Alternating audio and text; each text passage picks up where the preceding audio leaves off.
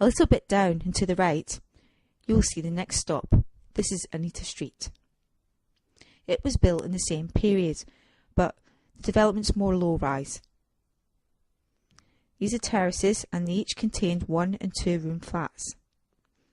Each house had its own outside toilet, known as a privy, so that people no longer had to share facilities with other families.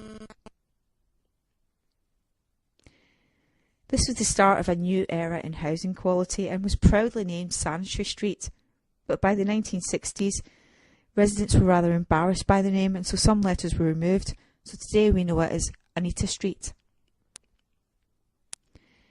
In the next street along, George Lee, the houses are slightly larger. They were part of the same scheme, but they were meant for families and they had 3 bedrooms. Following a parliamentary act, they were the first to adhere to the new laws that parents and children of each sex should have separate bedrooms.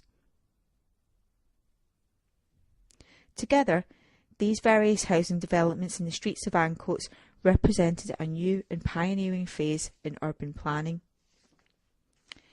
However, they didn't always have the desired effect. The rents they had to charge were often far too expensive for your average working class family that they were intended for.